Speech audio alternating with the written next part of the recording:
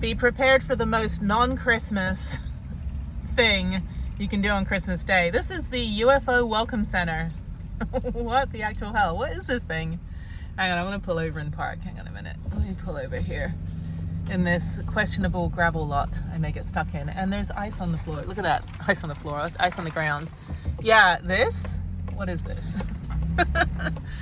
This is like on the way to Congaree National Park, but still.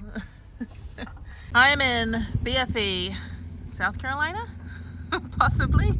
Yeah, I think I'm in South Carolina. Anyway, this is the UFO Welcome Center. It's basically a pile of trash with a trailer next to it. Don't quite know if it's welcomed any aliens. I have a list of about 100 things that aliens, and 100 reasons why aliens don't land. They're like, what the hell? No, not this planet. Let's keep going. So this might be one of the reasons they don't land. Anyway, it's freezing cold. It's 31 degrees right now. I have no idea where I am. So I'm going to Congaree National Park. It said it was open.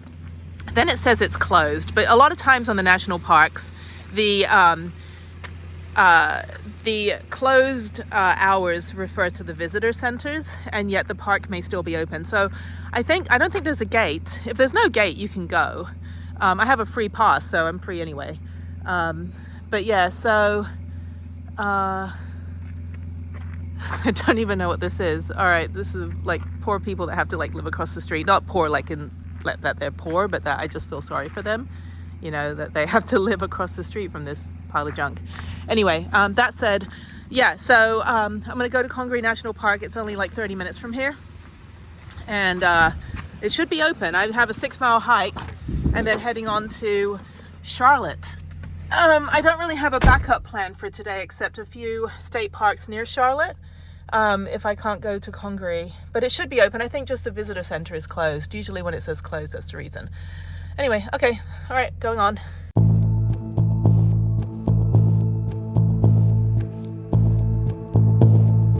Tell me it's cold without telling me it's cold. This is frozen. That's crazy.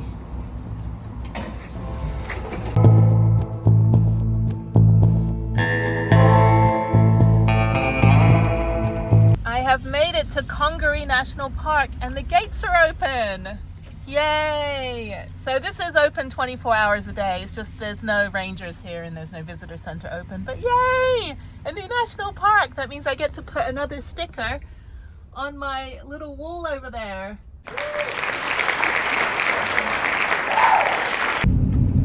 It's not often that you can say you're the only person at the entire national park, but I'm the only person here right now. I'm going to do a 6-mile hike and then I'm going to head on. This is awesome. The gates are open. There's campground, so I think, no, there's not even anyone camping. Oh no, there's some people camping. Are there? I don't know. Nope, I see no one. There's toilets. Yeah, no, oh no, I see one other car. Yeah, I see one car, but I think they're at the campground. There's a campground like right here. But still, I'm the only person like on this little bit of road. So I'll take it. This is really cool. This is like quarantine COVID time when I had entire state parks in Texas to myself. Like I had the whole of Caprock Canyon one time all to myself for like a whole entire day. I was the only person in the entire park. It was awesome. Okay, I'm gonna go find my hiking thing. I'm so excited I get to go hike today and another national park. Prudence, you've done me well. It is an absolutely gorgeous day. This is the visitor center. It's closed obviously on Christmas Day. I'm doing the Oak Ridge Trail, which starts somewhere over here. And it's 6.2 miles. This is actually a great park for paddleboarding and kayaking, which is really kind of the main activity. But it's too cold and I don't have my paddleboard and there's no way I'm going to get in that water. So I'm just going to start the hike. Prudence is parked and she's going to have fun sitting in the sun. The little bit of sun I got, like tried to park right in between the trees.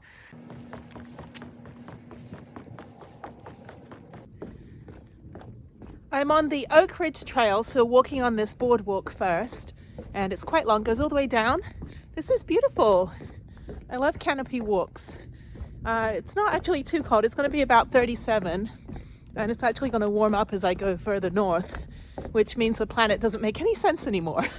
Why is it the north is warmer than the south? I mean, you know, that's like southern hemisphere stuff. Like, you know, Christmas in Australia is like sunny and hot. Anyway, so yeah, you can see here, right there, really pretty. It's like no one here. Actually, I saw like 2 other cars. So I don't have the whole place to myself, but this is good enough. Happy to have hardly anybody. I'll take it. Couldn't imagine coming here in the summer when it's like super packed.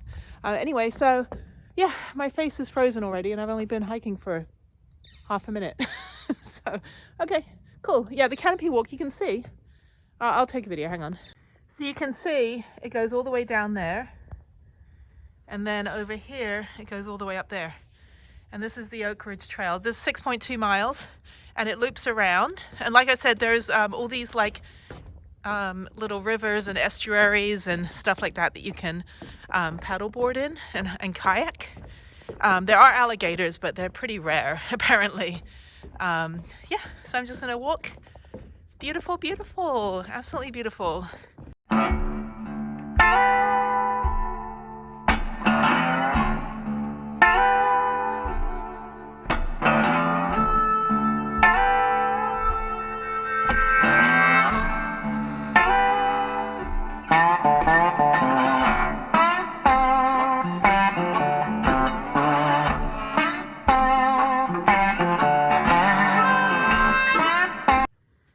It's so cold, it's actually frozen. The water has a thin layer of ice on it.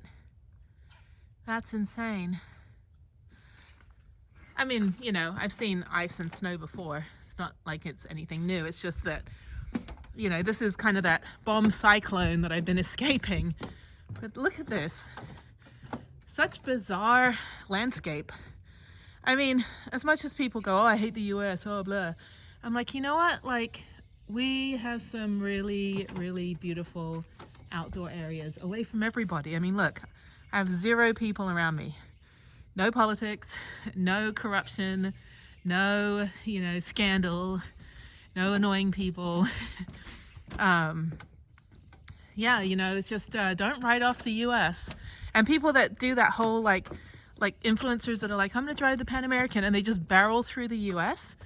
And I'm like, you miss everything. I mean, there's so many things in the States that you don't see in other countries, like animals. Well, I mean, you know, all the what the fuck animals are dropped on Australia, but and Texas. But you know, there's just, I just love it. You know, I'm you know, guilty of neglecting the US. Hang on one second.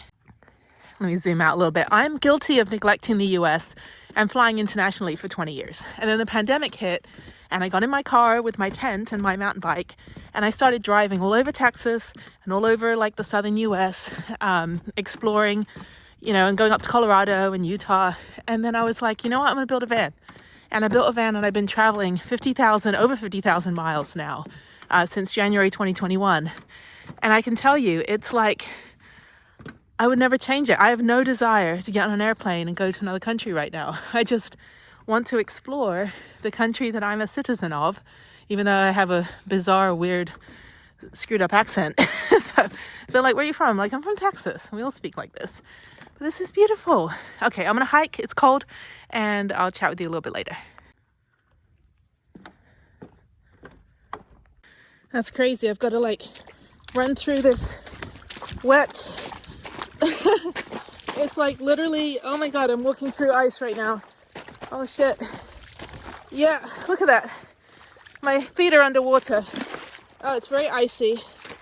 I'm trying not to slip. And my feet are now frozen and soaking wet. That's not good. Oh my god, the whole thing is underwater. This might be a bad idea. That's crazy. And there's no way to get around it. Luckily my hiking boots are waterproof, but still I'm literally foot deep. I hope it's not like this the whole way. It might be. Okay, I'm gonna turn around. I can't keep going this way, I go the other way. Okay, I'm back at the visitor center. So that was 3/4 of a mile in, it's all underwater. which I think would be fine in the summer. My feet are soaking wet, and to avoid frostbite or any toe issues, I'm gonna go change my shoes and go warm up my feet and change my socks, and then try a different trail. I'll try going the other way. I think if I loop around on the elevated boardwalk, I should be fine. Whew. I ran the whole way back, so my feet are freezing. I don't want the water to freeze since it's like 30 degrees. Okay, almost there. There are more people here now. I'm not the only one anymore.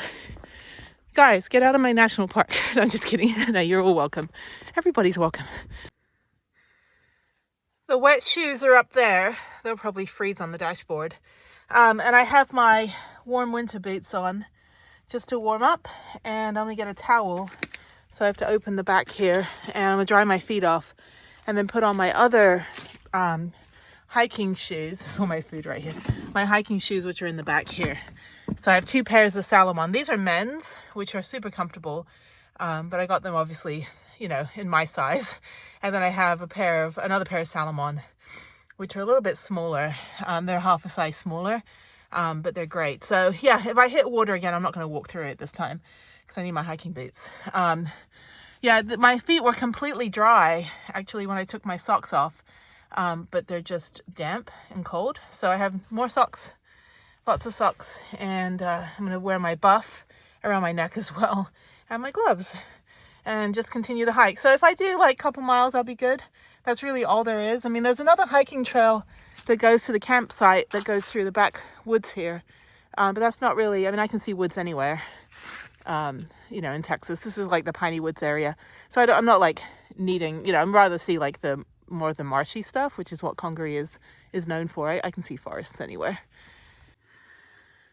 So my other Salomon shoes are too small with these winter socks. So I just put on my walking shoes, which I very rarely actually wear. They're Adidas, and they're not zero drop. If you know what zero drop shoes are, like Zero shoes, which I would like to get a pair. But they're very expensive, and they're not wide enough for my feet. My feet are pretty wide. And if I could run barefoot, I would. I usually run in my 17-year-old Skechers, which have served me well. I've run hundreds of miles in those things. I think over 700 miles I've run in those shoes, and they're not even worn. That's not a reflection of my effort. I actually do run pretty fast and quite a lot. But anyway, so I'm just going to wear my walking shoes since I'll be on boardwalks, and then I'm going to try this again, but go the other way. And then even if I just have to loop around and just do a couple laps of the boardwalk, that's fine. Not too worried. Okay, all right, let's try this again. That was 1 mile with me running back all the way. It's funny, I was telling this family over there that the trail was closed, and then they like don't speak in English, but then their license plate says diplomat. So they sound European of some sort, but I only speak Japanese. So that didn't help very much. So I don't know if they're going to go and walk the way that I told them not to, because I was pointing to tell them don't go that way. And I think they thought I told them to go that way. So they're going that way now. It's like, oh no, sorry, diplomat family. Don't go that way. No, turn around. So I'm not responsible if anybody ends up knee deep in water. Not my problem. Sorry. Yeah, it's like, oh, irresponsible travel research. I did tell you not to go that way. I'm sorry. Okay, so I clarified with them. I'm going to go this way instead. I'm going to go on the Firefly Trail. So we'll try this one. This is a wooded trail. So I'm not scrambling, so I think this trail should be fine. This should be the other direction. Not as fun as the other canopy walk, but we'll see. It's like, most national parks are like Disneyland. I mean, there's not a lot of trails unless you get like backcountry permits. They're just, national parks because they need to be preserved. And there's 62 of them, I believe, in the U.S. and territories. Some of them like Isle Royale in Michigan, and 4 of them, 3 or 4 of them in Alaska you can only get to by plane or boat. Well, Isle Royale you can do seaplane or boat, and so obviously I can't drive there. Virgin Islands I've been to in St. John, I did a loop of the island when I was on my 40th birthday cruise 4 years ago, and that was fun. And so I checked that one off. Even though I'm not driving there, I can't actually drive there, so not in the van at least. But I did get there in a vehicle, so that counts. Okay, this is fine. My feet are cold. I'm in the wrong shoes. But, you know, it's Christmas Day. I don't really do Christmas. Christmas is not really a thing for me. Most of the time, well, because, like, my mom's Orthodox, so, like, January 6th is more like the celebration. So, and I was always traveling, you know, somewhere on Christmas. I think one day I was in the Taj Mahal on Christmas Day, and then I was in Japan. So, yeah, it's not really a big deal for me. I hear animals. Squirrels, raccoons. I don't know what animals are here, apart from alligators, but they're probably frozen. Just spoke to another hiker. He said that it's flooded down this way. So there's another boardwalk that backtracks back to the entrance, and then we're going to go this way. This is fun, though. It's kind of like a little maze. I think this would be great for kids, just because it's fun to walk on boardwalks, because it makes like an echoey noise, and kids like making noise. Harriet likes making noise. It's like there's no like inside outside voice. It's just one voice. It's called kid. Okay, Sims Trail. That just looks like a dirt road. And that looks like a dirt road from the visitor center. This is actually really fun. I'm enjoying this. This doesn't even feel like a national park. It just feels like a Texas state park, but it's good enough for me. So, okay, many, many choices right here. Boardwalk Loop, Sims Trail, Bluff Trail, fishing. Yeah, if you want some frozen fish, it's like, yeah. Now I'm on another raised boardwalk. And I think this is where the other hiker said it starts to go underwater. Yeah, you can see it frozen. Well, I can see it frozen. I don't know what you can see on your screen. It's like, you could be watching this on an Apple Watch for all I know. And you're like, Jenny, I can't see a single thing. I'm like, zoom in. You'll see it. Yep. Anyway, it's very Texas, though. Texas has a lot of these, like, marshlands. Super fun. Yeah, no bike riding here. It's like, I don't even think I want a paddleboard. But knowing me, I'll probably get prodded in the paddleboard by a branch or something and end up, you know, just deflating and having to swim back. Yeah. Okay. All right, moving on. Actually, it's warming up a little bit. It feels really nice. The weather has just been fantastic. Blue skies the whole entire time, the last 4 days. So I'm hoping it stays like this. The storm is just behind me the whole way. So I'm not going to be hitting anything that has snow. Anywhere that did snow. The only thing I'm worried about is Mammoth Cave, which will be in a couple days, I think on Wednesday, in about 3 days. And I'm hoping that Mammoth Cave is like not as cold. It was like -7 on Friday. And I think it'll be up in the 30s. But I'll be in a cave and it'll be like 72 degrees and sunny. So, okay, my shoelace is undone now. This is why I do not like these shoes. It's all frozen. Absolutely frozen. This looks like super frozen. I don't think you can walk on it though. You'd probably sink. This side, not so frozen. This side, very frozen. All right, let's keep going. Let's see how far I can get. Where do I go? Nobody knows. It's a mystery. Literally like no plan.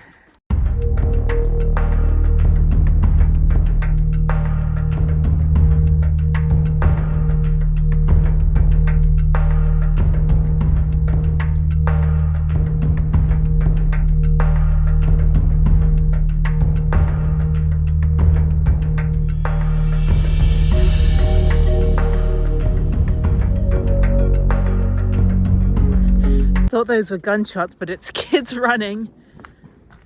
They're like running. Slow down. All right, keep running. I was like, why are people hunting here? There's nothing to hunt for. Everything's frozen and dead.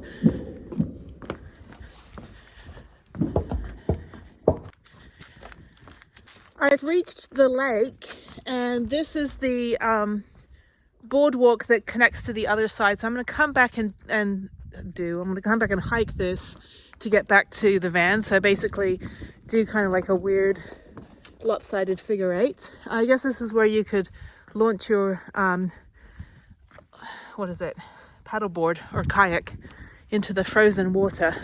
So I'm going to see how far I can go on this side. I think this also dips down, and then the other hiker said that it was underwater. So yeah, so see how far I can go. I've hiked about 2 miles. Oh, this is the end.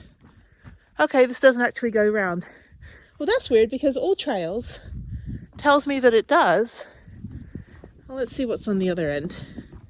I like all these like seating areas. I just want to look at the frozen trees. Yeah, this is where you would launch. This looks fun. A little muddy. Very Texas-like. Yeah, so you would just paddleboard over here if it was like a lot warmer. You can't really go through the trees. You'll just get impaled. But yeah, maybe another time when I'm coming through.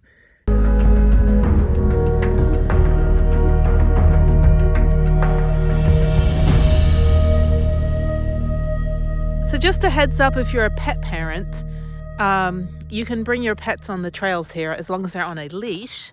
See how domesticated and well behaved that dog is. Most national parks, you can't bring your dog anywhere out of the parking lot. This is a trail, and the actual wooded bit, like the wooden ramp, actually ends. So I think it's a paddling trail. That's super fun. Everything's super fun. I need to find other words for super fun. It's like find 100 words for the word I've done or I do. Like I've done Europe. No, you did your laundry and you did a poo. Yeah, so yeah, okay, cool. Yeah, I'll come back here. This is an easy park. So yeah, this is the Western Lake Loop. So that's what All Trails is telling me, that it loops around, like all the way down further. Wilderness boundary. You are entering the Congaree National Park wilderness. It is a place for solitude, inspiration, study, and unconfined recreation. In this area, man himself is a visitor who does not remain. Please practice leave no trace principles. Respect wildlife, leave only footprints, take only photographs, and be considerate of other visitors. In wilderness is the preservation of the world. Henry David Thoreau. Yeah, philosophical and reflective. Okay, cool. All right, moving on. It's like the Griswold shrug. It's like gets to the Grand Canyon. He's like, yeah, all right, seen it. Let's go. All right. My nose is running. Anyway, all right, let me get one picture. I take photos and video at the same time. So let me get one photo and then I'm going to backtrack. And I think that's it for Congaree. Not much else to do here. Since the other side is flooded on the walkway, I'm wondering if that wilderness trail back there is actually like a real trail and that the water is just really high right now. I know that some areas had flooding. Maybe in the summertime the water is lower and you can actually walk through. I don't know. I have to look it up on the old Google. Really pretty though.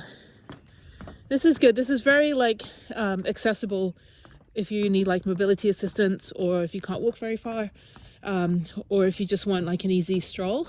There's no scrambling. You're just walking on a boardwalk pretty much the whole way. Yeah, so I definitely recommend this to people that need mobility assistance, or I look for a lot of places that people with disabilities can go and where places are accessible. Although National Park Service, none of your maps are in Braille. That is like been battling with you for 15 years to try to get something in Braille, because, you know, I was like, oh no, you can only enjoy the park if you can see it. It's like, screw that. Put stuff in Braille, have things that are interpretive. Yeah, that's my PSA. Because, you know, I mean, you can still enjoy the national parks, even if like you have, you know, vision issues. Yeah, just make the world accessible, people. Anyway, this is fun. So I'm just babbling, trying to stop my face from freezing, so I just have to keep talking. It's like during COVID, if I, you know, didn't like stop eating, I wouldn't have to like wear a mask. Like, what is it? Like, if I ate all the time, I wouldn't have to wear a mask. So, no, it's not really. I mean, the theory would work, but I'd probably just like explode from eating too much. Alrighty. All right, moving on. I'm going to go back to the van. I'm going to head on to Charlotte, North Carolina. So that's it for Congaree. Okay, so my theory was right the park is flooded. So the Sims Trail, well, here it's flooded. The boardwalk loop I can't do. The Sims Trail is flooded, and that's the way back to the visitor center. There's another canopy walk over there. You can see it. Anyway, yeah, so this is all flooded, so I'm going to backtrack. I gotta use the restroom too. It's cold. Not that you need to know that. So that's it for Congaree National Park. Super tiny. But yeah, there's about 7 miles of trails if you do the loop, the perimeter loop or the Oak Ridge Trail. But about 3 miles of it was underwater. So obviously I couldn't do that.